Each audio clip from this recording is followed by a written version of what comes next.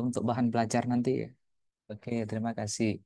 Baik, teman-teman, kita mulai ya perkuliahan kita hari ini. Bismillahirrahmanirrahim. Assalamualaikum warahmatullahi wabarakatuh.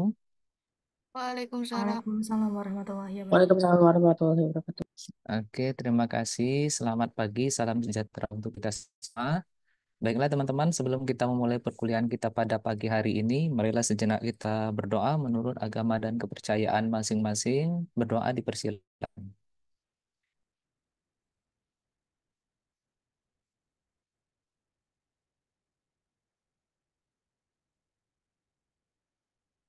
Oke, berdoa cukup. Teman-teman, hari ini pertemuan terakhir ya untuk mata kuliah statistika ini gitu ya. Sebelumnya kami mohon maaf, kemarin hari Kamis tidak bisa mengisi kuliah karena ada agenda lain sehingga perkuliahan kita diganti ini ya. Terima kasih atas kesediaan teman-teman yang sudah meluangkan waktu untuk mengikuti kuliah pengganti hari ini ya. Nah, di pertemuan terakhir ini saya akan menyampaikan materi kita yang terakhir ya. Sebenarnya ini kelanjutan dari materi yang sudah kita bahas di pertemuan sebelumnya. Di pertemuan sebelumnya itu kita sudah mempelajari terkait dengan analisis korelasi ya. Jadi di materi sebelumnya kita berupaya melihat atau menyelidiki hubungan antara dua variabel ya. Jadi misalkan ada variabel X, kemudian ada variabel Y, kita lihat apakah variabel tersebut berhubungan atau tidak, berkorelasi atau tidak ya. Nah, kemungkinan hasilnya itu kemarin ada tiga ya. Bisa saja nanti hubungan antara variabel itu korelasinya positif, bisa juga nanti korelasinya negatif, juga tidak ada korelasi ya antara dua variabel tersebut ya. Kalau korelasinya positif itu menunjukkan adanya apa namanya perbandingan lurus gitu ya, berbanding lurus. Ketika nilai X-nya meningkat, nilai Y-nya pun juga otomatis meningkat gitu ya.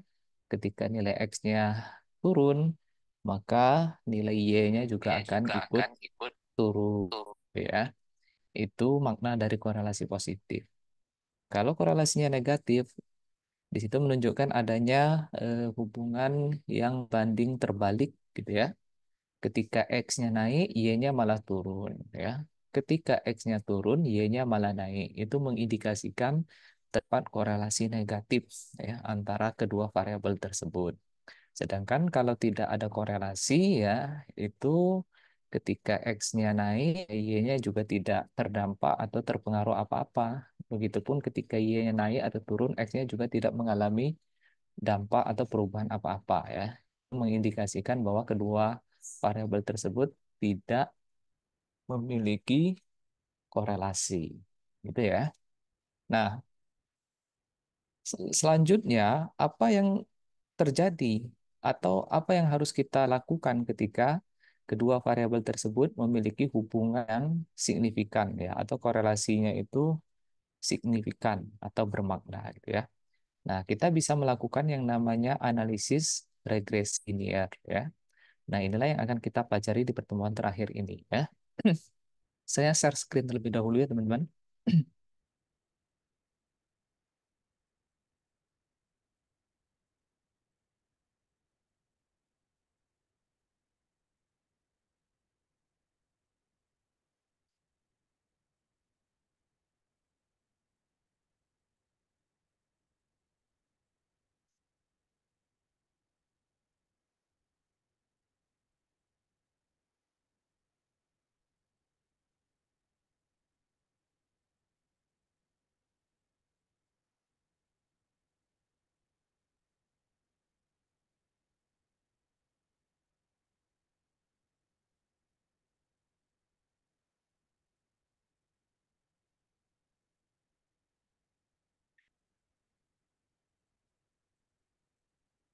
Oke, slide sudah muncul, teman-teman. Sudah bisa dilihat? Sudah, Pak. Sudah, Oke, Pak. terima kasih. Baik ya. Nah, regresi linear ya. Sebenarnya kalau kita berbicara regresi itu, teman-teman mungkin bisa mencari ya di literatur-literatur banyak jenisnya. Nah, namun untuk materi kita fokus dulu ke regresi linear gitu ya. Nah, seperti yang saya sampaikan di pengantar saya tadi, teman-teman ya, manakala kita memiliki dua variabel dan katakanlah ya variabel X dan Y ya. Nah, kemudian variabel X dan Y ini terkonfirmasi berhubungan ya atau memiliki hubungan yang bermakna atau signifikan, maka di sini sebenarnya kita bisa menggunakan nilai variabel X yang sudah diketahui ya untuk memperkirakan atau memprediksi nilai variabel Y-nya. Gitu ya. Nah, jadi eh, ketika kita ingin memprediksi ya nilai variabel Y ya, setelah kita mengetahui nilai variabel X, yang mana sebelumnya kita ketahui juga bahwa variabel X dan Y ini memiliki hubungan yang signifikan ya. Nah, jadi untuk melakukan prediksi atau membuat prediksi ya, di situ kita memerlukan yang namanya analisis regresi linear gitu ya.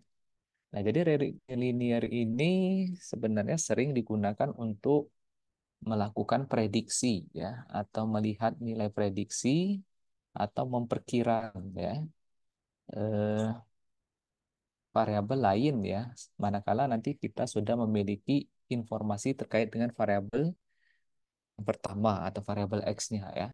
Tetapi harus dipastikan dulu bahwa antara variabel yang akan kita regresikan itu memiliki hubungan yang signifikan ya. Nah, contohnya kemarin ya di analisis korelasi itu kan kita sudah melihat korelasi atau hubungan antara motivasi belajar dan prestasi belajar ya. Kalau teman-teman masih ingat, kemarin kan berdasarkan data yang kita analisis terkonfirmasi ya bahwa motivasi belajar itu memiliki korelasi positif dan signifikan ya dengan prestasi belajar gitu ya.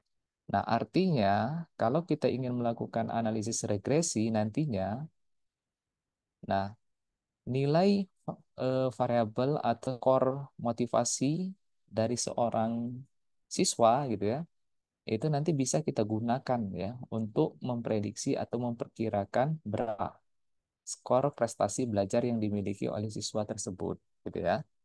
Nah, untuk melakukan proses tersebut kita nanti akan melakukan yang namanya analisis regresi gitu ya. Nah, di sini teman-teman harus memahami dulu ya bahwa kita memiliki dua variabel gitu ya. Ada yang namanya variabel dependent, ada yang namanya variabel independent ya. Dalam konteks tadi saya memiliki dua variabel, variabel X dan Y. Katakanlah variabel Y ini variabel yang nilainya atau skornya ini akan kita prediksi atau akan kita ramalkan ya. Inilah yang kita sebut dengan variabel dependent ya atau variabel terikat ya, variabel tergantung gitu. Nah, sedangkan tadi ada variabel X yang mana nilainya nanti digunakan untuk meramalkan atau memprediksi nilai Y. Nah, ini yang kita sebagai variabel independen atau variabel bebas ya, atau disebut juga variabel peramal ya, atau prediktor. Dan sekali disebut juga sebagai variabel yang menerangkan atau variabel yang menjelaskan variabel dependennya atau variabel Y-nya gitu. Nah, jadi teman-teman harus bisa menentukan terlebih dahulu ya nanti ketika memiliki dua variabel, kedua variabel tersebut terkonfirmasi berhubungan signifikan, harus dilihat mana yang posisinya sebagai variabel dependen dan mana yang posisinya sebagai variabel dependen atau variabel prediktornya, gitu ya. Nah, contohnya kemarin kita memiliki dua variabel ya yang kita korelasikan motivasi belajar dan prestasi belajar. Menurut teman-teman, antara motivasi dan prestasi belajar tersebut, mana yang menjadi variabel dependen, mana yang menjadi variabel independen? Ada yang mau menjawab?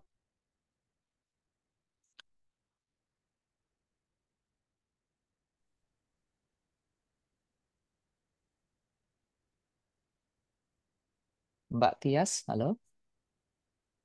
Ada Mbak Tias? Ada, Bapak.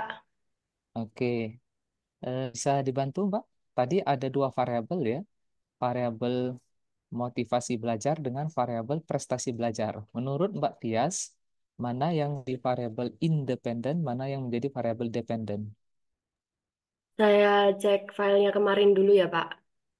Ya, silakan. Atau gini, di antara dua variabel tadi, mana kira-kira yang mempengaruhi dan mana yang dipengaruhi?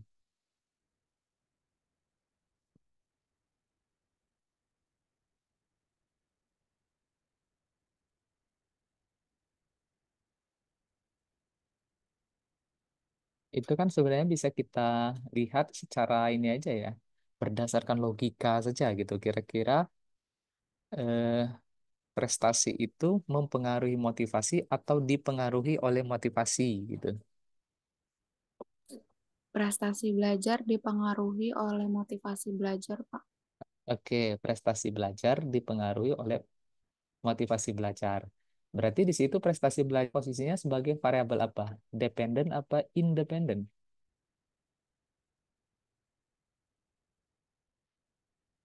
Prestasi katanya dipengaruhi. Prestasi termasuk yang dependen variabel, Pak. Oke, ya. Jadi prestasi termasuk variabel dependen ya, atau variabel yang terkena pengaruh ya dari variabel lain, yaitu variabel independen ya. Sehingga motivasi termasuk variabel apa tadi? Lawannya Yang independen. independen ya, karena dia mempengaruhi variabel dependen gitu ya. Nah, jadi kalau sudah diketahui mana variabel dependen, mana variabel independen ya, nah nanti bisa kita lakukan analisis regresi gitu ya. Jadi nanti kalau teman-teman memiliki dua variabel, kemudian dua variabel ini berkorelasi ya, harus ditentukan terlebih dahulu mana variabel dependennya, mana variabel independennya, mana variabel yang harus diprediksi ya atau diramalkan tadi, dan mana variabel yang menjadi prediktornya atau variabel yang digunakan untuk meramalkan variabel yang diprediksi. Gitu ya. Nah, sehingga dari penjelasan tadi ya bisa menyimpulkan bahwa analisis regresi itu sebenarnya digunakan untuk mengetahui bagaimana variabel dependen atau sering dikenal bahasa sederhana itu variabel Y ya, dapat diprediksikan ya, dapat diramalkan tadi ya melalui variabel independen atau tadi kita kenal juga sebagai variabel prediktor, sering juga dikenal sebagai variabel X gitu ya. Nah, kemudian di situ disampaikan bahwa eh, prosesnya nanti ya itu bisa dilakukan secara individu atau parsial maupun secara bersama-sama atau simultan gitu ya. Nah, maksudnya nanti ya, manakala teman-teman hanya memiliki satu variabel prediktor, nanti kita akan lihat ya bagaimana pengaruhnya terhadap variabel Y. Bisa juga nanti teman-teman memiliki variabel prediktornya itu lebih dari satu ya. Nah, misalnya ada X1, X2. Nah, ini nanti kita juga bisa melihat ya bagaimana pengaruh eh, variabel-variabel X tadi ke variabel Y-nya ya. Jadi variabel Y-nya atau dependennya itu eh, satu ya, ada satu variabel, kemudian variabel X-nya nanti itu bisa satu, bisa juga lebih dari satu, gitu ya. Nah, kemudian nanti kita lihat kalau hanya melibatkan satu variabel X ya, pengaruhnya seperti apa. Kalau melibatkan berbagai variabel X, ya, pengaruhnya seperti apa ya. Nah, itu nanti yang akan kita analisis melalui yang namanya analisis regresi gitu. Nah, di sini saya tunjukkan dulu ya di dalam analisis regresi ya. Oh ya, sebelum ke situ. Tadi saya sudah menyinggung ya teman-teman ya. Regresi itu kan bisa melibatkan satu variabel prediktor dan satu variabel dependen gitu. Sorry, variabel dependen gitu ya. Nah, dalam hal ini ketika kita hanya memiliki satu variabel prediktor, dan satu variabel apa namanya tadi? Variabel Y ya, atau variabel yang diramalkan gitu. Nah, kita kenal dengan regresi linear sederhana gitu ya. X-nya satu, Y-nya satu gitu ya. Nah, kemudian nanti ada juga ya regresi yang melibatkan banyak variabel X gitu ya. Prediktornya itu lebih dari satu ya. Misalnya nanti ada X1, X2, X3, dan seterusnya. Nah, itu nanti kita kenal sebagai regresi linear eh, jamak gitu ya, atau multiple regression gitu ya. Jadi ada yang sederhana, kemudian nanti ada yang regresi linear berganda gitu ya. Nah, kita coba cermati dulu yang regresi linear sederhana gitu ya. Nah, jadi misalkan di sini ya, kita memiliki variabel X ya, yang kita kenal sebagai variabel prediktor. Kemudian ada variabel Y yang kita kenal tadi sebagai variabel dependent ya. Kemudian di sini kita memiliki data ya. Katakanlah rata dari variabel prediktornya tadi kita nyatakan sebagai X bar, kemudian rata-rata dari variabel Y kita nyatakan sebagai Y bar ya. Kemudian di situ juga ada simpangan baku ya untuk variabel X-nya dinyatakan sebagai SX ya. Kemudian simpangan baku untuk variabel Y-nya di situ dinyatakan SY. Nah, kemudian tadi seperti yang sudah saya jelaskan di awal kan, variabel X dan Y-nya ini kan sudah terkonfirmasi berkorelasi ya. Dalam hal ini koefisien korelasinya kita nyatakan sebagai R gitu ya. Nah, sehingga dari komponen-komponen yang sudah dijelaskan tadi, kita bisa menyusun suatu persamaan regresi ya. Yang mana persamaan regresi inilah nanti yang kita gunakan untuk memprediksi atau meramalkan nilai Y berdasarkan variabel X-nya gitu ya. Nah, persamaan regresinya nanti bisa dinyatakan sebagai Y topi sama dengan B0 ditambah B1 X gitu ya. Nah, B0 itu merupakan intercept nanti ya. Nah, itu diperoleh ada persennya di bawah itu ya teman-teman ya. B0 itu sama dengan Y bar ya. Rata-rata dari variabel dependennya dikurangi dengan nilai B1 ya. B1 itu koefisien regresinya ya untuk variabel X ya, atau slope ya. Di situ B1-nya itu dicari dengan persamaan R, koefisien korelasi dikalikan dengan hasil pembagian simpangan baku variabel Y dan simpangan baku variabel X gitu ya. Nah, sehingga nanti dengan melakukan perhitungan-perhitungan tersebut ya bisa diperoleh suatu persamaan regresi yaitu Y bar sama dengan Y topi sama dengan B0 ditambah B1 X gitu ya. Nah, kemudian rumus yang paling bawah itu merupakan alternatif formula yang bisa digunakan untuk menghitung nilai B1 gitu ya.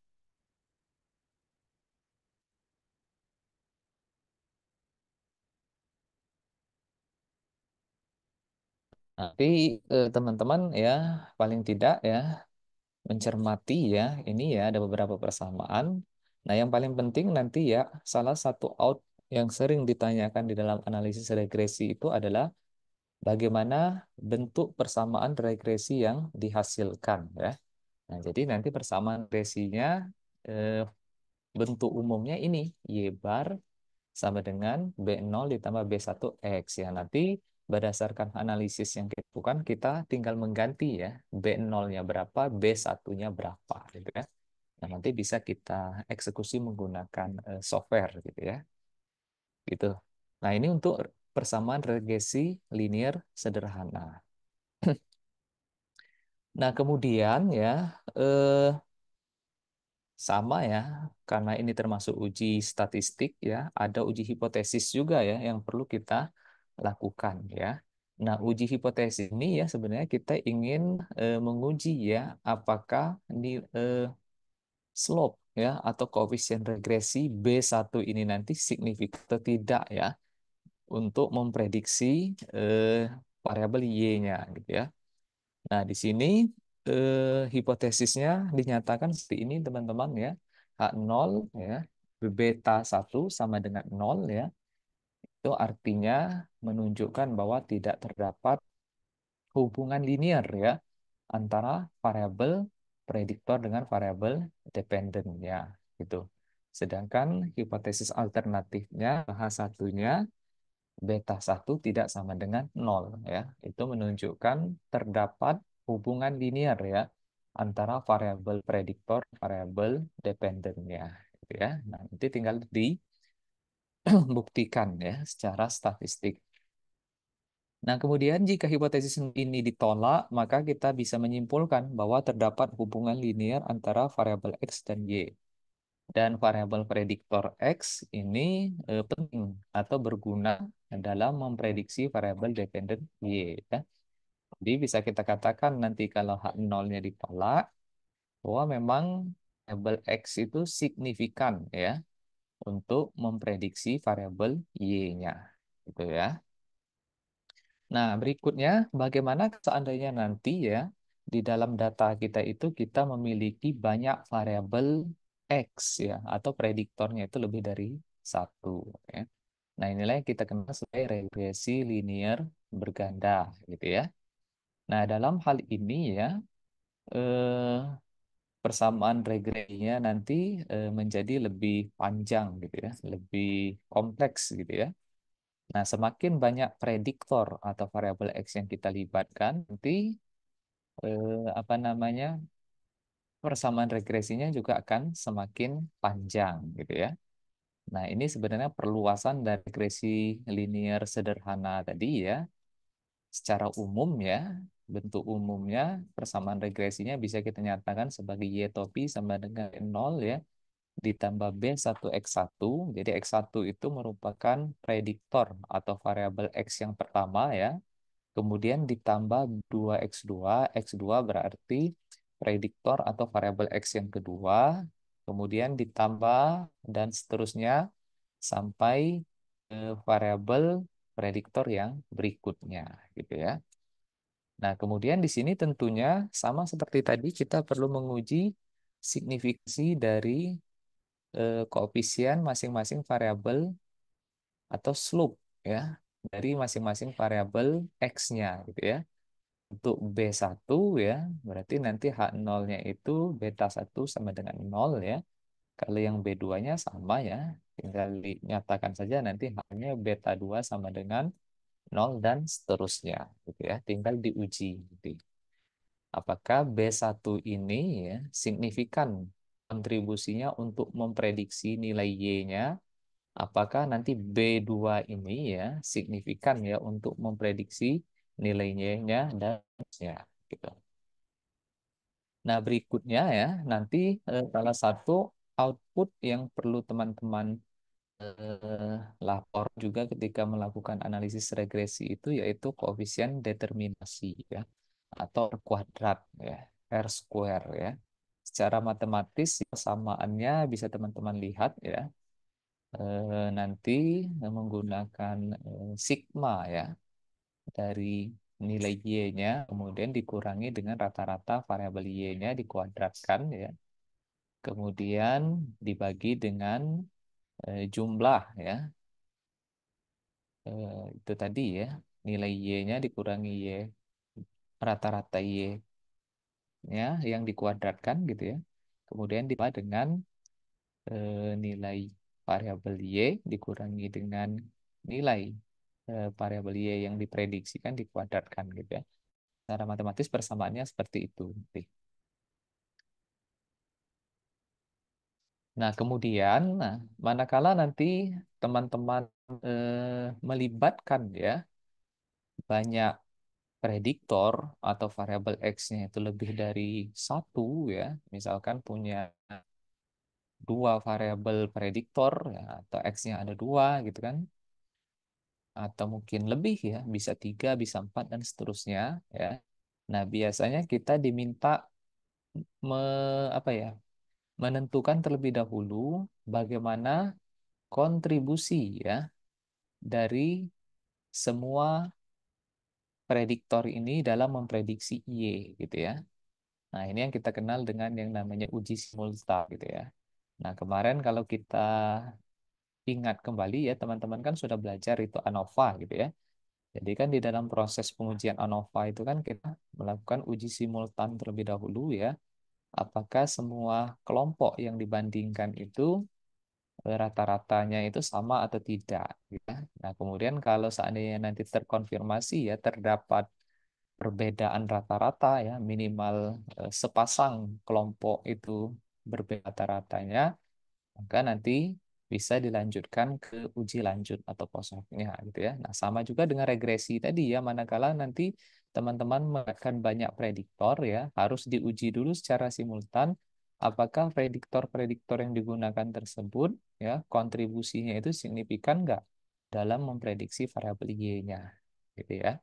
Nah, sehingga nanti hipotesisnya bisa dinyatakan ya seperti ini ya teman-teman, H0 beta 1 sama dengan beta 2 sama dengan dan seterusnya ya sama dengan nol ya. Itu artinya menunjukkan bahwa terdapat hubungan linear ya dari masing-masing prediktor terhadap variabel Y-nya gitu ya. Nah, kemudian hipotesis alternatifnya ini bisa kita tuliskan sebagai paling tidak ya, setidaknya salah satu dari variabel prediktornya ya. Kita notasikan dengan beta I ya. I ini tadi menunjukkan variabel-variabel X-nya gitu ya, yang tidak sama dengan nol. Artinya dari sekian banyak prediktor yang kita gunakan tadi ya, tidaknya ada satu variabel X atau prediktor yang memiliki hubungan linear dengan variabel Y-nya gitu ya. Nah, sama dengan sebelumnya ya untuk kriteria penolakan H0-nya ya, ini akan ditolak hipotesisnya manakala nanti eh, p-value atau nilai signifikansi dari hasil pengujian itu kurang dari 0,05 gitu ya. Nah, sehingga nanti kita bisa menyelidiki ya, kalau seandainya H0-nya ditolak ya, kita bisa menyelidiki nanti dari sekian banyak prediktor yang kita gunakan, prediktor mana sebenarnya yang kontribusinya signifikan atau prediktor mana yang mungkin ya kontribusinya tidak signifikan di dalam meramalkan atau memprediksikan variabel Y-nya tadi gitu ya. Nah, kemudian statistik yang digunakan untuk menguji hipotesis ini ya, ini kita menggunakan ANOVA gitu ya. Jadi ANOVA itu kembali kita gunakan di sini ya, bukan hanya untuk apa namanya menguji perbedaan rata-rata dari tiga kelompok atau lebih gitu ya.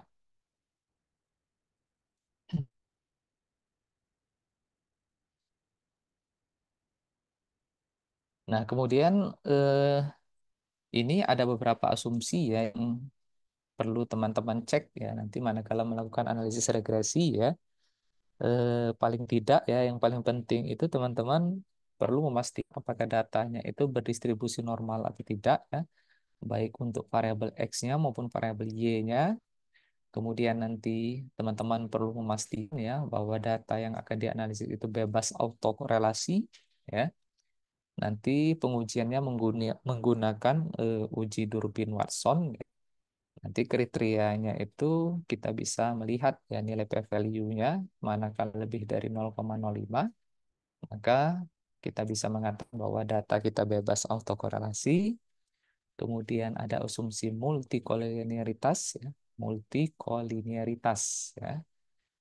Ini nanti kita bisa mengevaluasinya menggunakan nilai VIF gitu ya, variance inflating factor ya. Nah, nanti kan nilainya kurang atau sama dengan 10, ini mengindikasikan bahwa data kita bebas multikolinearitas gitu ya. Nah, nanti perlu dicek dulu ya teman-teman ya, asumsi-asumsi ini ya, sebelum dilakukan analisis regresinya.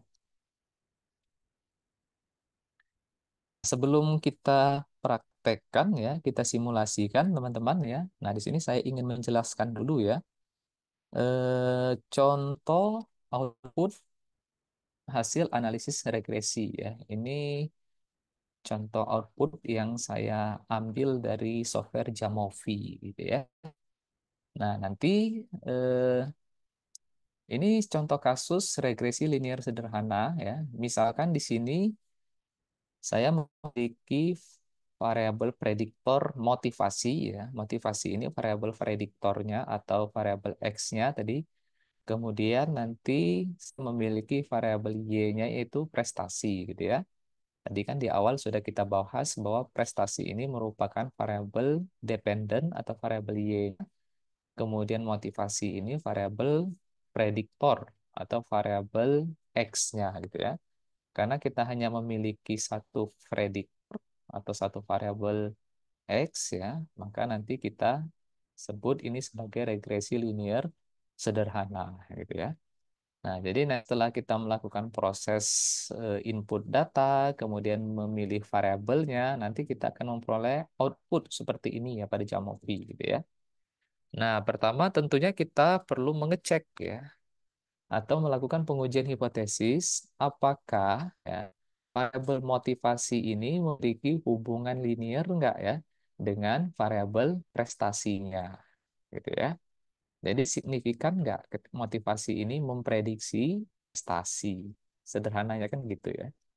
Nah, secara statistik kita bisa nyatakan hipotesisnya itu ya beta 1 sama dengan 0 ya. Ini maknanya tidak terdapat hubungan linear antara motivasi dan prestasi gitu ya. Nah, kemudian hipotesis tandingannya beta 1 tidak sama dengan 0 ya. Ini nanti menunjukkan bahwa motivasi ya itu memiliki hubungan linear dengan prestasi. Nah, tinggal kita lihat nanti berdasarkan analisis data kita, H0-nya diterima atau ditolak gitu ya. Nah, kalau kita cermati ya, output dari hasil analisis ini di sini sudah terlihat bahwa kita memperoleh nilai p-value kurang dari 0,001 gitu ya. Artinya kalau kita menggunakan taraf signifikansi 5% ya atau 0,05, maka kita bisa menyimpulkan bahwa H0-nya ditolak ya. Sehingga di sini bisa kita simpulkan bahwa memang terdapat hubungan linear antara motivasi dan prestasi gitu ya. Nah, di sini juga disebutkan variabel prediktor motivasi ini penting ya atau berguna ya untuk memprediksi variabel dependen yaitu variabel prestasi tadi. Oke ya. Nah, jadi sudah jelas di sini berarti memang motivasi ini bisa kita gunakan untuk memprediksi prestasi gitu ya. Nah, kemudian dari saran atau output ini kita bisa menyusun persamaan regresinya ya. Tadi bentuk umumnya yaitu pi sama dengan B0 ditambah B1X gitu ya. Nah, kemudian B0-nya nanti teman-teman tinggal ambil nilai estimate untuk intercept-nya gitu ya. Di sini ketemunya 3,07 ya. Jadi B0-nya itu 3,07. B1 ini yang disebut tadi sebagai slope ya atau dikenal juga sebagai koefisien dari prediktornya yaitu 1,06 ya. Kita ganti ya B1-nya dengan 1,06 kemudian nanti dikalikan dengan variabel X-nya gitu ya. Nah, nanti bisa kita nyatakan seperti ini ya. Y-nya tadi kan prestasi ya. Kemudian X-nya tadi adalah motivasi. Jadi nanti bisa dikatakan prestasi sama dengan 3,07 ditambah 1,06 dikali dengan motivasi gitu ya. Nah, sehingga tadi seperti yang saya jelaskan di awal bahwa kalau persamaan regresinya sudah ketemu, kita bisa melakukan prediksi ya, manakala nanti X atau nilai variabel prediktornya itu sudah diketahui ya. Sebagai contoh di sini ya, misalkan ya, kita memiliki data, ada seorang siswa skor motivasinya itu sama dengan 70 ya. Nah, di sini kita bisa memprediksi nanti skor prestasinya itu berapa kira-kira gitu ya. Nah, kita tinggal masukkan saja nanti ke persamaan regresinya tadi gitu ya. Prestasi sama dengan 3,07 ditambah 1,0 dikalikan dengan skor motivasinya yaitu 70 ya. Sehingga di sini kita memperoleh prediksi nilai prestasinya adalah 77,27 ya. Artinya, ketika seorang siswa memiliki skor motivasi sama dengan 70, maka bisa diprediksi bahwa prestasinya nanti atau skor prestasinya nanti akan sebesar 77,27 gitu ya. Nah, begitupun nanti seandainya kita memiliki data atau ada seorang siswa memiliki skor motivasi lainnya gitu ya. Misalnya kalau 80 tinggal diganti saja nanti 3,07 ditambah 1,0006 dikalikan dengan 80 ya. Berapa prediksi prestasinya. Gitu ya. Nah, jadi kita bisa melakukan prediksi setelah kita mengetahui persamaan regresinya gitu. Nah, kemudian tadi teman-teman ya, seperti yang saya jelaskan juga bahwa salah satu aspek penting yang perlu kita laporkan yaitu koefisien determinasinya gitu ya, atau R-square-nya ya. Nah, ini saya sajikan contoh output dari Jamovi ya, dari data yang kita analisis tadi yang melibatkan variabel X yaitu motivasi sebagai prediktornya, kemudian Y yaitu prestasi sebagai variabel dependennya, itu kita memperoleh R-square-nya 0,825 gitu ya. Nah, ini maknanya apa? Kita bisa memaknainya bahwa variabel motivasi ini mampu menjelaskan variabel prestasi sebesar 82,5% gitu ya. Jadi prestasi itu 82,5%-nya dijelaskan oleh variabel motivasi gitu ya. Nah, sedangkan sisanya yaitu 17,5% ya. Jadi 17,5% ini diperoleh dari 100 dikurangi 8,5 ya. Ini sisanya ini dijelaskan oleh variabel lain ya yang tidak dilibatkan di dalam analisis regresi kita gitu ya. Jadi kelihatan di sini memang motivasi ini sangat dominan ya. Tadi kontribusinya mencapai 82% lebih ya untuk memprediksi prestasi seseorang gitu ya. Akan tetapi ada sisa sekitar 17%-an ya yang tidak mampu dijelaskan oleh variabel motivasi ini gitu ya. Nah, itu cara nanti teman-teman memaknai nilai koefisien determinasi gitu ya. Nah, tentunya semakin tinggi ya nilai R square-nya itu kan semakin bagus gitu ya. Jadi semakin tinggi nanti koefisien determinasi ini menunjukkan bahwa kemungkinan ya akurasi keakuratan hasil prediksinya itu semakin baik ya, semakin bagus ya. Hasil prediksinya itu semakin akurat gitu. Nah, jadi nanti kalau seandainya teman-teman menemukan ya koefisien determinasinya mungkin mendekati 100%, nah itu menunjukkan bahwa prediksi yang dilakukan oleh variabel X-nya itu terhadap variabelnya itu semakin akurat gitu ya. Nah, berikutnya teman-teman, ini saya beri penjelasan juga bagaimana kalau seandainya kita melibatkan variabel X-nya lebih dari satu, gitu ya. Atau kita kenal sebagai regresi linear berganda, gitu ya. Nah, misalkan di sini ya, ini ya, saya ke sini ya. Kita memiliki dua variabel X atau prediktornya ada dua, yaitu motivasi dan minat. Variabel dependen atau variabel Y yaitu prestasi, gitu ya. Kita ingin menguji ya, apakah kedua variabel ini kontribusinya ini signifikan nggak di dalam memprediksi prestasi, gitu ya. Nah, tentunya kita sebelum ke sini ya harus ini dulu ya, mengecek dulu atau melakukan pengujian secara simultan gitu ya. Tadi saya sudah sampaikan ya, untuk pengujian simultan itu kan kita akan menguji ya, apakah karena tadi kita memiliki dua variabel X ya, hipotesisnya bisa kita nyatakan sebagai beta 1 sama dengan beta 2 sama dengan 0 ya. Ini menunjukkan bahwa variabel X1 yaitu tadi motivasi dan variabel X2 yaitu minat ini tidak memiliki hubungan linear dengan variabel prestasi ya. Nah, kemudian H1-nya ya setidaknya ya terdapat salah satu prediktor yang memiliki hubungan linear dengan variabel Y-nya atau prestasi jadi gitu ya.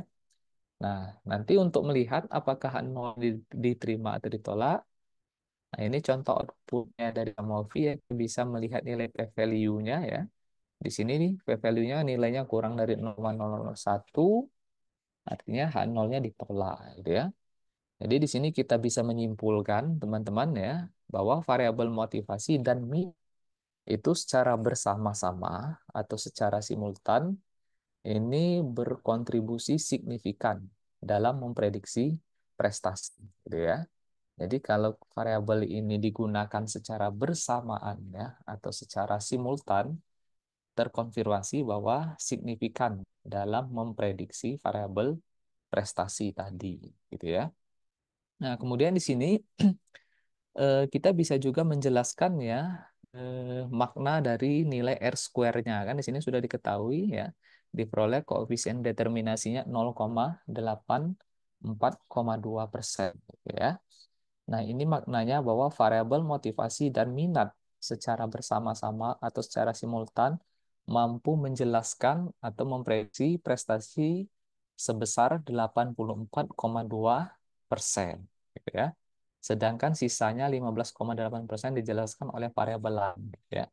Nah, sebenarnya ini bisa kita bandingkan dengan hasil yang tadi ya teman-teman ya. Eh, Kalau yang tadi ya kita hanya melibatkan satu variabel saja yaitu motivasi, itu koefisien determinasinya hanya 82,5% gitu ya. Nah, sedangkan kalau kita melibatkan dua prediktor ya, yaitu motivasi dan minat ya, koefisien determinasinya atau R square-nya meningkat menjadi 84,2% gitu ya.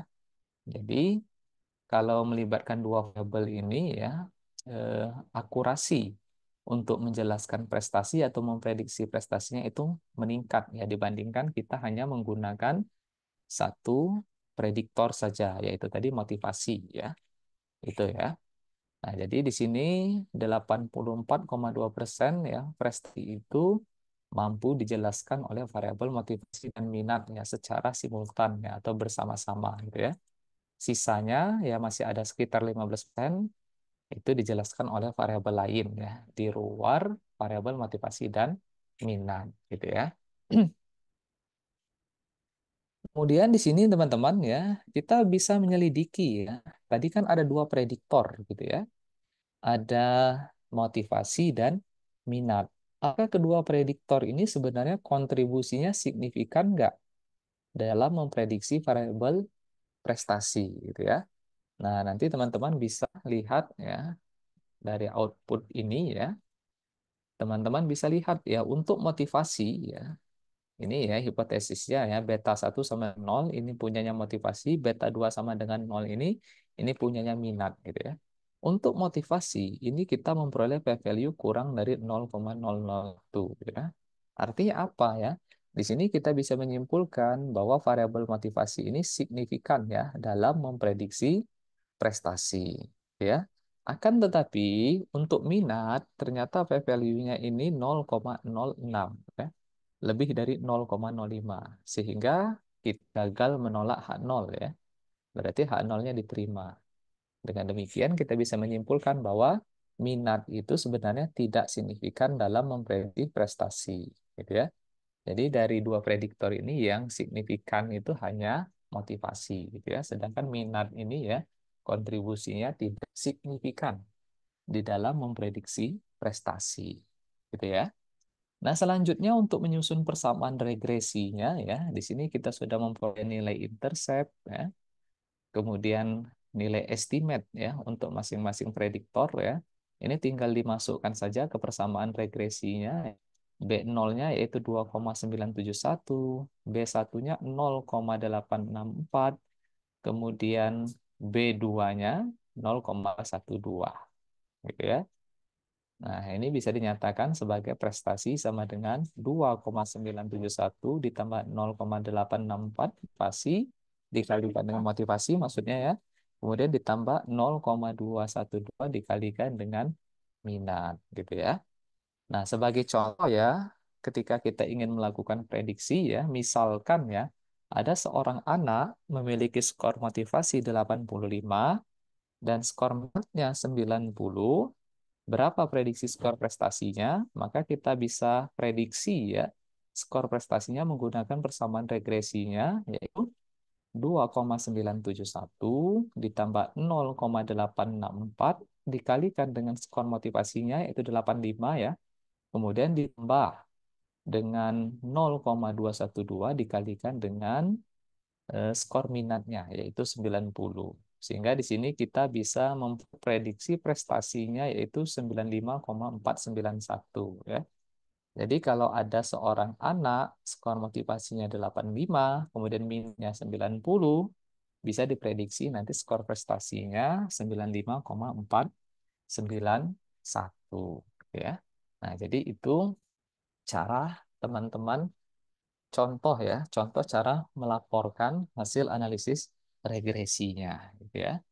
Jadi tadi perlu dicek ya, apakah setiap prediktor yang dilibatkan ya kontribusinya signifikan atau tidak dalam prediksi variabel Y-nya gitu ya. Nah, setelah ketahuan nanti mana yang signifikan, mana yang tidak, kemudian kita buat persamaan regresinya, kemudian nanti persamaan regresi ini kita gunakan ya untuk melakukan prediksi ya. Tuh. Oke, sebelum kita simulasikan ya menggunakan Movi, teman-teman sampai di sini ada pertanyaan?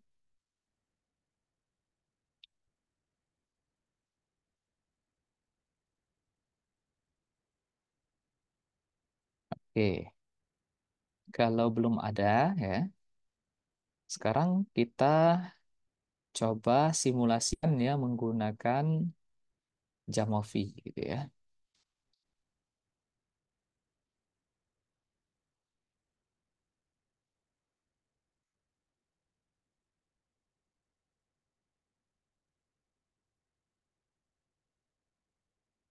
Nah, teman-teman ya, untuk contoh kasus yang akan kita eh, simulasikan ini, kita menggunakan data di pertemuan sebelumnya ya. Jadi kan kemarin kan kita baru sebatas melakukan analisis korelasi ya. Apakah motivasi itu memiliki korelasi dengan prestasi, apakah minat memiliki korelasi dengan prestasi ya. Ternyata kemarin kita sudah membuktikan ya data ini menunjukkan bahwa baik motivasi maupun minat ya itu memiliki korelasi signifikan ya terhadap prestasi gitu ya. Nah, demikian ya seperti yang kita jelaskan di awal tadi bahwa ketika ada dua variabel ya terkonfirmasi memiliki hubungan signifikan ya, maka salah satu variabelnya itu bisa kita gunakan untuk memprediksikan nilai variabel lainnya ya. Tadi juga kita sudah bahas ya di antara dua variabel yang kita miliki ya, dua prediktor yang kita miliki yaitu motivasi dan minat ya. Itu kita tetapkan sebagai variabel prediktornya, kemudian prestasi itu tadi kita tetapkan sebagai variabel dependent atau variabel Y-nya atau variabel yang diprediksikan. Gitu ya. Nah, misalkan ya, pertama saya ingin melakukan analisis regresi hanya melibatkan satu prediktor dan satu variabel prestasi gitu ya. Dalam hal ini misalkan saya akan ini nanti ya melihat ya kalau motivasi dijadikan prediktor itu nanti analisis regresi hasilnya seperti apa gitu ya. Nah, kemudian nanti di tahap berikutnya kita akan menambah prediktornya ya.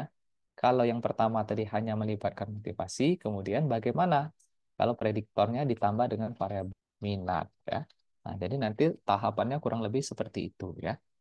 Nah, sekarang ya kita buka dulu Jamovi-nya ya.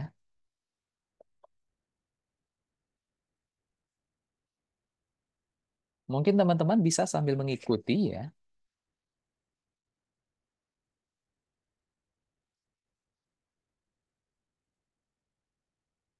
Untuk data yang kita pakai ya data yang di file yang saya share pertemuan sebelumnya ya, yang dianalisis korelasi ya.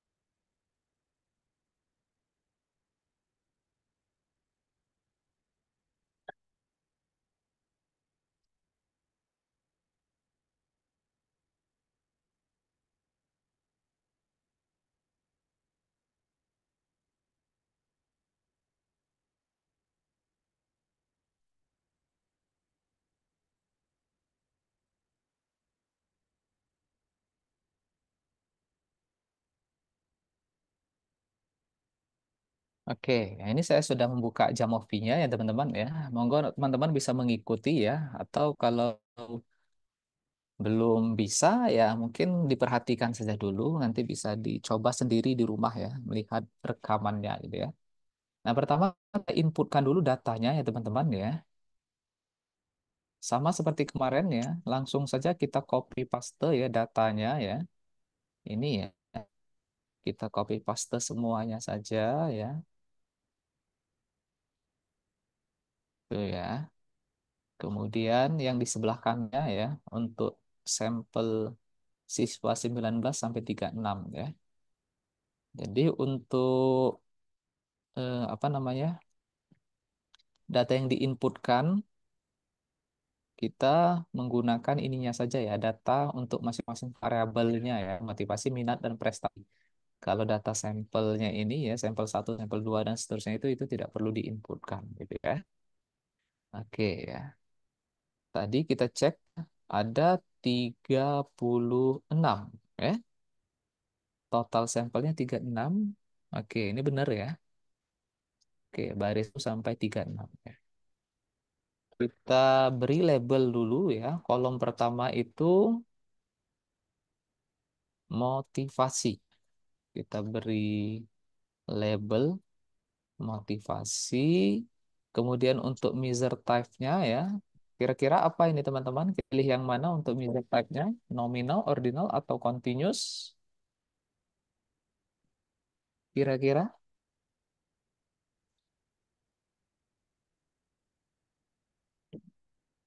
Oke, kita pilih Continuous. yang ya, terima kasih ya Mbak Natasha ya. Kita pilih yang news ya. Nah, kemudian begitupun yang kolom B ya, ini labelnya kita ganti dulu ya. Ini kita beri label minat ya. Measure type-nya juga news ya. Oke.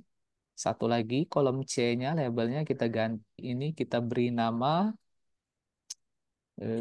apa tadi? Prestasi ya. Prestasi ya.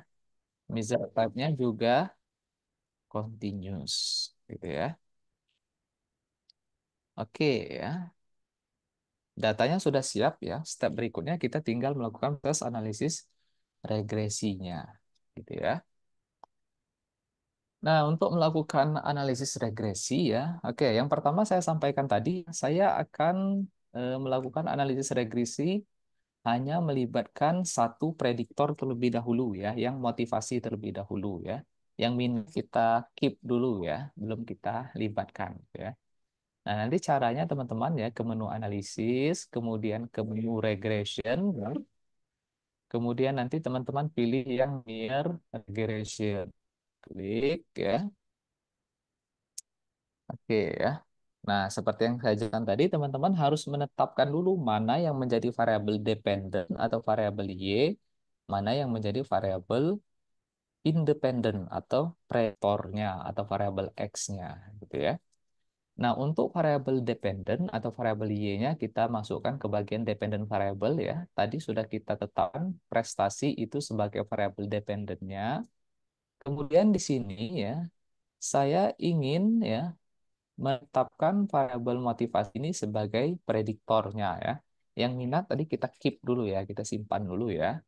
Nah, untuk variabel X atau variabel independen atau prediktornya tadi kita masukkan ke bagian covariates ini ya teman-teman ya. Tinggal klik panahnya. Oke ya, hasilnya sudah muncul sebenarnya ya. Nah, kemudian nanti ya eh, kita perlu melakukan cekan asumsi gitu ya. Di sini di bagian bawah ada assumption check ya, menu pengecekan asumsi. Kemudian di sini teman-teman bisa centang bagian autocorrelation test, collinearity ya, collinearity statistik ya. Nah, kemudian normality testnya gitu ya. Oke ya. Nah, hasilnya langsung muncul gitu ya. Nah, di sini teman-teman bisa perhatikan ya. Oke, sebelum kita menginterpretasikan hasil analisis regresinya, kita ke bagian pengecekan asumsinya. Nah, pertama kita cek apakah ya data yang kita analisis ini bebas autokorelasi atau tidak, gitu ya. Nah, tadi untuk mengecek ya apakah datanya bebas autokorelasi atau tidak ya. Tadi di pemaparan saya sudah saya sampaikan ya bahwa ketika p-value-nya lebih dari 0,05 berarti bebas autokorelasi gitu ya. Kita cek di sini p-value-nya ketemunya 0,798 ya. Berarti apakah data kita mengandung autokorelasi atau tidak? Gimana teman-teman? Kesimpulannya, bebas autokorelasi atau tidak? Bebas autokorelasi, Pak. Oke, terima kasih Mbak Tias ya. Jadi karena p-value-nya kan lebih nih ya, dari 0,05 ya, 0,798 tepatnya ya. Berarti tidak ada masalah autokorelasi ya dari data kita. Jadi asumsi autokorelasinya terpenuhi. Nah, yang kedua yaitu kaitannya dengan multikoleniaritas gitu ya. Nah, di sini hasilnya ini ya teman-teman ya, ketemu nilai PIF-nya itu 1,00 gitu ya. Nah, kita intip ya, tadi kriterianya apa gitu ya. Di sini kita bebas multikoliniaritas manakala nilai PIF-nya itu kurang atau sama dengan 10. Di sini kita memperoleh nilai PIF-nya berapa? 1 ya. Artinya apa teman-teman ya?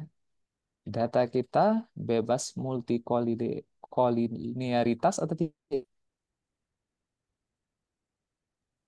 Bebas, Pak. Bebas ya. Artinya tidak ada masalah multikolinialitas ya dari data kita. Gitu ya. Nah, kalau untuk asumsi normalitasnya ya, apakah datanya berdistribusi normal di sini hasilnya seperti ini, teman-teman. Apa kesimpulannya kira-kira?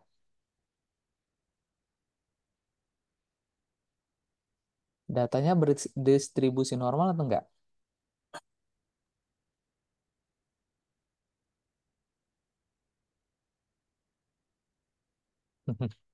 Ingat kriterianya apa kemarin di pertemuan sebelumnya ya? Data berdistribusi normal jika bla bla bla bla bla bla gitu ya. Oke. Silakan nanti dibuka lagi catatannya, teman-teman ya, gitu ya. Apakah datanya berdistribusi normal atau tidak berdasarkan hasil tadi gitu ya. Oke. Nah, sekarang kita lanjutkan ya untuk hasil uji atau analisis regresinya gitu. Nah, di sini persis seperti yang saya jelaskan tadi ya. Kita lihat ya, apakah motivasi ini ya, ini signifikan atau tidak ya di dalam memprediksi prestasi. Ternyata di sini diperoleh nilai p-value-nya kurang dari 0,001 ya. Artinya apa ya? Hak nolnya tadi kan ditolak ya. Sehingga kita bisa menyimpulkan bahwa memang motivasi ini signifikan ya di dalam memprediksi prestasi ya gitu. Nah, kemudian ya kita bisa lihat ya nilai koefisien determinasinya berapa ya. Di sini R square-nya ketemunya 0,825 ya atau 82,5% ya.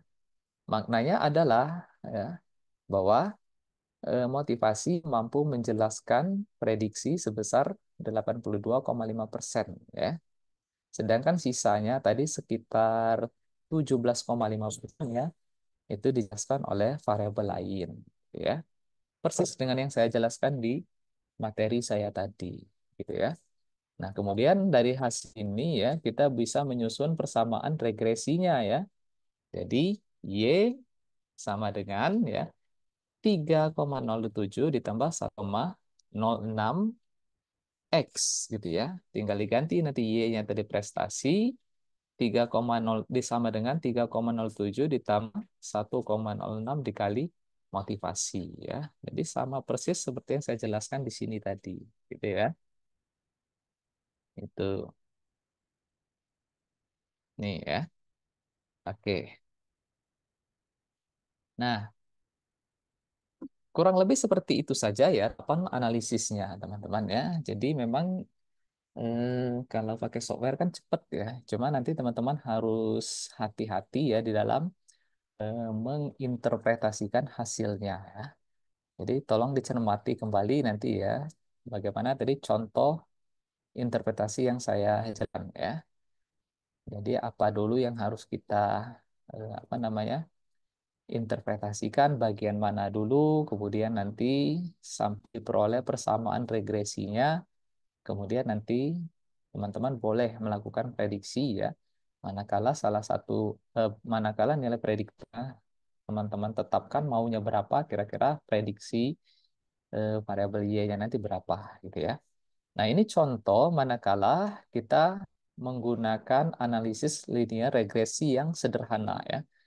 Hanya melibatkan satu variabel prediktor, yaitu motivasi ya. Kalau yang diprediksikan atau variabel Y-nya yaitu prestasi gitu ya. Nah, lantas berikutnya bagaimana ya kalau saya ingin melibatkan dua prediktor sekaligus ya. Jadi misalkan saya ingin melakukan memprediksi prestasi dengan melibatkan variabel minat dan motivasi gitu ya. Caranya gimana ya? Caranya gampang ya teman-teman ya. Variabel minat ini tinggal kita masukkan juga ke bagian kovariatnya gitu ya. Diklik panahnya seperti ini. Nah, hasilnya langsung muncul gitu ya. Nah, kemudian ya eh, kalau tadi kita tidak apa namanya melakukan pengujian simultan ya. Kalau yang pertama tadi kenapa? Ya karena memang eh, prediktornya hanya satu gitu ya. Nah, tetapi kalau di sini kan kita memiliki dua prediktor sekaligus. Kita perlu melakukan uji simultan ya. Apakah kedua prediktor ini yaitu motivasi dan minat ya secara simultan atau bersama-sama signifikan nggak ya di dalam memprediksi prestasi gitu ya. Nah, untuk menjawab atau menguji hipotesis uji simultannya, teman-teman nanti perlu ke bagian ini ya, ada menu model fit ya. Nah, kemudian teman-teman centang yang bagian overall model test, F-test ini ya, atau uji ANOVA tadi ya, ini dicentang ya. Nah, kemudian nanti di bagian ini ya, di, kalau tadi kan kalau ini tidak kita centang kan, setelah R kuadrat ini kan kosong ya, nggak ada apa ya, tetapi setelah ini kita centang ya, nah muncul tambahan kolom overall model test gitu ya. Ada statistik F-nya ya, kemudian ada derajat bebasnya ya, kemudian ada nilai p-value-nya gitu ya. Nah, dari sini kita bisa melihat apakah dua prediktor ini secara bersama-sama signifikan nggak memprediksi prestasi ya. Nah, ternyata setelah kita analisis diperoleh nilai p-value-nya kurang 0,01 ya. Ini menandakan bahwa kedua prediktor, yaitu motivasi dan minat, secara bersama-sama itu signifikan ya di dalam memprediksi prestasi. Oke, ya. Nah, kemudian langsung saja kita lihat kedua prediktor ini ya mampu menjelaskan prestasi seberapa besar ya. Di sini diperolehlah koefisien determinasinya atau R-square-nya 84,2%. Maknanya bahwa motivasi dan minat secara bersama-sama ya ini mampu memprediksi prestasi sebesar 84,2% ya. Sedangkan sisanya ya sekitar 15,8% ya itu dijelaskan oleh variabel lain ya di luar variabel motivasi dan minat gitu ya. Nah, kemudian kita cermati ya, apakah kedua variabel motivasi ini ya, kalau secara parsial ya, atau sendiri-sendiri ya, itu kontribusinya signifikan nggak memprediksi prestasi. Nah, dari sini bisa kita lihat, kalau motivasi p-value-nya kurang dari 0,05 ya, di sini tepatnya kurang dari 0,01 ya. Artinya memang motivasi ini kontribusinya signifikan di dalam memprediksi prestasi. Kan tetapi ya, Kalau minat, variabel minat, di sini diperoleh p-value-nya 0,066 ya, lebih dari 0,05 ya. Sehingga kita bisa menyimpulkan untuk minat ini tidak signifikan ya, kontribusinya di dalam memprediksi prestasi gitu ya.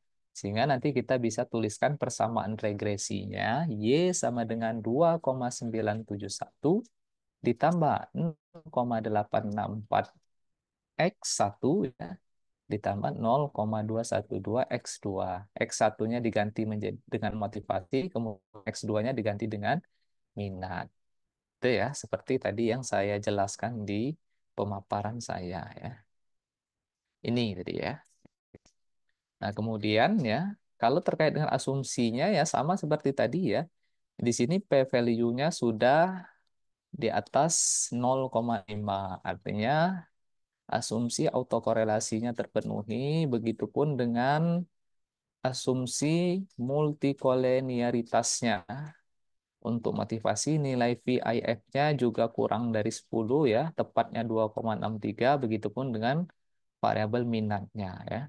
Artinya tidak ada masalah multikolenialitas ya dari data yang kita analisis ya. Kemudian ini untuk hasil uji asumsi normalitasnya gitu ya. Jadi teman-teman kurang lebih ya itulah tahapan yang harus teman-teman lakukan ya di dalam melakukan analisis regresi ya. Jadi intinya manakala teman-teman memiliki dua variabel ya, yang mana setelah dilakukan analisis korelasi ya terkonfirmasi kedua variabel tersebut yang memiliki hubungan yang signifikan ya atau korelasinya signifikan. Nah, nanti bisa dilanjutkan dengan analisis regresi ya. Jadi tetapkan yang menjadi variabel independennya atau prediktornya, mana variabel yang akan diprediksikan atau variabel dependennya gitu ya. Nah, nanti setelah ditetapkan, lakukanlah analisis regresi ya. Apakah kontribusi variabel X-nya signifikan di dalam memprediksi variabel Y-nya gitu ya. Lalu nanti buat persamaan regresinya. Dari persamaan regresi itu bisa nanti teman-teman gunakan untuk memprediksikan nilai Y-nya, nilai variabel Y-nya, manakala variabel X-nya sudah diketahui nilainya. Gitu ya. Bisa juga teman-teman melibatkan ya variabel X lebih dari satu atau prediktornya itu lebih dari satu ya. Tadi kita contohkan ya melibatkan dua prediktor yaitu motivasi dan minat secara bersamaan. Ya, boleh juga nanti misalnya teman-teman penelitian punya data prediktornya lebih dari dua juga boleh gitu ya. Bisa tiga, empat dan seterusnya. Kemudian nanti tinggal dilihat ya apakah prediktor-prediktor tersebut secara bersamaan ya kontribusinya signifikan nggak di dalam memprediksi variabel Y-nya gitu kan. Nah, kemudian nanti kalau signifikan ya kita jelaskan ya berapa persen ya kontribusinya dalam menjelaskan variabel Y-nya gitu. Kemudian nanti bisa juga dicek ya di antara prediktor-prediktor tersebut mana yang kontribusinya signifikan dan mana yang tidak signifikan ya. Kemudian nanti buat persamaan regresinya dan digunakan untuk melakukan prediksi manakala nilai prediktor-prediktor tadi itu sudah diketahui ya. Secara umum kurang lebih tahapannya seperti itu teman-teman ya. Silakan nanti yang belum sempat mencoba dicoba apa ya. Tahapan-tahapannya pakai Jamovi tadi sudah saya tunjukkan ya. Tidak rumit ya, tidak banyak yang harus diklik ya. Cukup menggunakan menu analisis, tadi kemudian klik bagian regression, pilih yang regresi linear. Gitu ya. Oke, sampai di sini teman-teman. Silakan kalau ada pertanyaan terkait apa yang sudah kami paparkan tadi.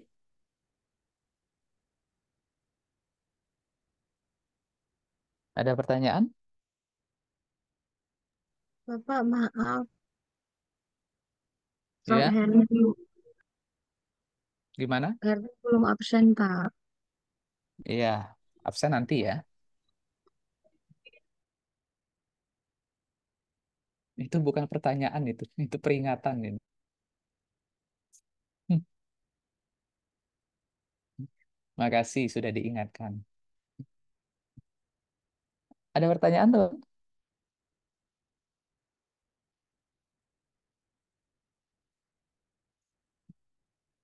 Oke, nggak ada ya. Oke. Baik, kalau nggak ada ya mungkin perkuliahan kita akhiri ya, karena ini pertemuan terakhir ya. Untuk jadwal UAS, apakah sudah ini teman-teman? Sudah keluar? Sudah, Pak. Hari apa? Tanggal berapa teman-teman? Kalau harinya kan biasanya sama ya, tetap Kamis ya. Tanggalnya Tanggal 19 Desember, Pak. 19 Desember. Oke. Oh iya ya.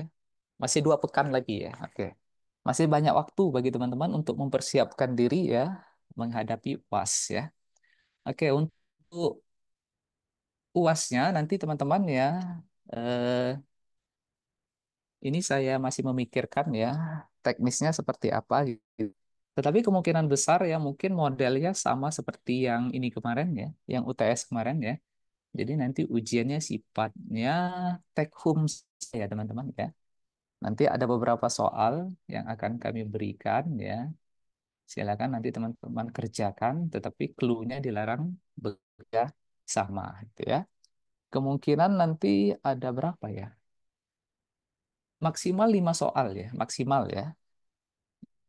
Nanti materinya tentunya materi yang kita bahas atau yang sudah kita pelajari setelah UTS kemarin gitu ya. Jadi mulai dari ini ya, pengujian hipotesis ya, uji T, kemudian ada yang uji T kan ada yang one sample, kemudian ada yang sampel berpasangan, kemudian ada independent sample t-test, kemudian ada uji ANOVA, kemudian ada korelasi, dan yang terakhir nanti terkait regresi. Ya, saya rasa 5 soal cukup nanti ya untuk mengukur ya sejauh mana teman-teman sudah menguasai materi-materi perkuliahan yang sudah diajarkan. Itu ya. Ada pertanyaan teman-teman sebelum saya akhiri?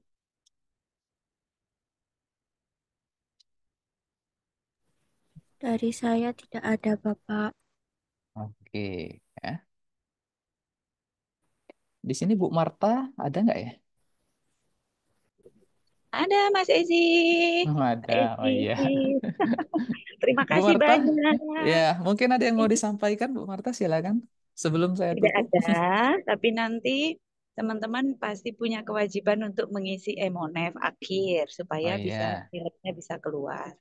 Mm-mm. Kemudian semoga nanti sebelum ujian akhir semester nanti Bu Marta dibantu teman-teman kita bikin panduan yuk untuk berbagai analisis yang sudah dijelaskan Pak Ezi tadi. Nanti panduan step by step-nya bisa dibagikan supaya nanti teman-teman bisa ikut langkah-langkah itu, begitu ya. Ya, Uh, itu aja Pak Ezi, terima kasih banyak. Untuk presensi, monggo mau hari ini nanti diklik kelas pengganti boleh atau ditanggalin tanggal minggu lalu juga nggak apa-apa hari Kamis. tadi sudah tak buat Mbak. Hari Oh ya ini ya, sudah. tanggal hari ini ya. Oh ya udah nggak apa-apa. Nggak apa ya? Ya, ya. Boleh. Oke, ya siap. Ini Ya, oke. baru mau ETW Ibu Mbak ke Hotel Rohan. Oh iya, siap. Ya. Baik. Terima kasih Pak Ezi, terima kasih teman-teman. Sama-sama ya. Oke. Sebelum saya tutup, saya cek dulu presensinya, teman-teman ya.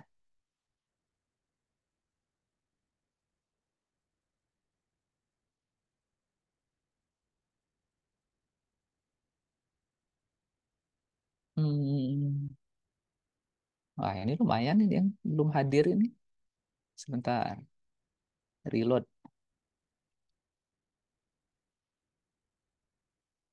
Saya panggil saja ya, biar cepat. Mbak Ayun Sahara Zikrin. Ada? Hadir, Pak. Ada ya. Eh, Mbak Lutfa Safira Wirasakti. Hadir? Tolong bantu dicek di Zoom, teman-teman. Ada nggak? Atau ada informasi? Oke, saya lewati dulu. Berikutnya Mbak Sofia Arsanti. Hadir, Pak. Oke, terima kasih Mbak Sofia. Selanjutnya Mbak Aisyah Islahul Majidah. Di Ada? Zoom tidak ada, Bapak. Oke. Berikutnya Mbak Harvina Balkis. Hadir, Pak. Oke, hadir. Selanjutnya Mbak Siti Ainun Jariah. Hadir Bapak. Oke. Berikutnya Mbak Delinda Janitra Mufidah. Di Zoom nggak ada Pak. Oke. Berikutnya Mbak Sofa Solihah. Ada? Ada, Pak. Baik, terima kasih Mbak Sofa ya. Selanjutnya Mbak Herna Sabdawati Siburian. Mbak Herna, ada? Hadir Pak, Oke, hadir terima Pak, kasih. Siap. Ya. Berikutnya Mbak Andi Dinas Fira. Hadir, Pak. Oke. Selanjutnya Mbak Cahyani Kiftiasa. hadir Pak, Berikutnya Mbak Safika Alwin Fauzia. Ada? Hadir Pak. Baik, terima kasih. Ada yang belum dipanggil? Bapak Lutfana Safira. Sinyalnya hilang-hilang Pak. Ada. Jadi ke keluar Zoom. Oke. Ada lagi? Sudah ya? Oke, baik. Terima kasih teman-teman ya, karena ini pertemuan terakhir ya. Saya pribadi ya dan juga Bu Marta ya, mohon maaf ya jika membersamai teman-teman di dalam perkuliahan ini banyak kekurangan ya. Ada kata-kata yang mungkin menyinggung ya, teman-teman ya, mohon maaf lahir dan batin gitu. Harapan kami ya, semoga teman-teman bisa menyerap ya ilmu yang telah kami sampaikan menjadi bekal bagi teman-teman nantinya untuk melakukan penelitian ya, termasuk juga nanti kalau teman-teman berprofesi sebagai pendidik ya, ilmu-ilmu statistika yang sudah dipelajari ini sebenarnya tetap relevan ya dengan profesi teman-teman nantinya gitu ya. Kemudian terkait dengan UAS ya, selamat mempersiapkan diri ya. Eh, yang paling penting ya kalau menurut saya ya, UAS itu bukan sekedar nilainya ya, tetapi kejujuran teman-teman itu yang paling kami gai gitu ya. Jadi nanti monggo ya, meskipun ujiannya sifatnya take home ya, bisa dikerjakan di rumah ya. Monggo nanti dikerjakan secara mandiri gitu ya. Sudah barang tentu ya, eh, kami ya sudah terbiasa sebenarnya ya melakukan ujian dengan mode tersebut ya, sehingga bisa kelihatan jelas ya mana orang-orang yang mengerjakan itu secara apa ya, mungkin ya melihat pekerjaan orang lain itu bisa dideteksi sebenarnya gitu ya. Jadi sekali lagi utamakanlah kejujuran dan kedisiplinan ya teman-teman ya. Jadi mungkin ya waktu yang diberikan untuk mengerjakan ujiannya nanti itu dimaksimalkan ya, jangan sampai terlambat gitu ya. Jadi nanti mungkin waktunya durasinya agak lama ya jika dibandingkan dengan UTS kemarin ya gitu ya. Ini nanti ada tambahan waktu ya yang lebih panjang gitu ya untuk teman-teman mengerjakan UAS-nya gitu ya. Sekali lagi teman-teman, terima kasih ya atas perhatiannya selama ini ya. Mohon maaf ya jika ada yang kurang berkenan ya. Semoga teman-teman ya bisa mengambil manfaat ya dari perkuliahan ini. Kami berharap ya teman-teman bisa lancar pada studinya sehingga pada giliran nanti bisa lulus tepat waktu, mungkin bahkan ya lebih cepat ya dari yang ditargetkan ya. Demikian teman, sekali lagi terima kasih. Mohon maaf jika ada yang kurang berkenan. Kami akhiri. Wassalamualaikum warahmatullahi wabarakatuh. Waalaikumsalam Waalaikumsalam warahmatullahi warahmatullahi wabarakatuh. wabarakatuh. Terima Terima kasih, kasih Bapak. Pak Terima Esi kasih, Bu dan Bu Marta. Marta. Sama-sama. Thank Terima you so kasih. much. Sukses selalu. Amin. Bu Marta Amin. hati-hati.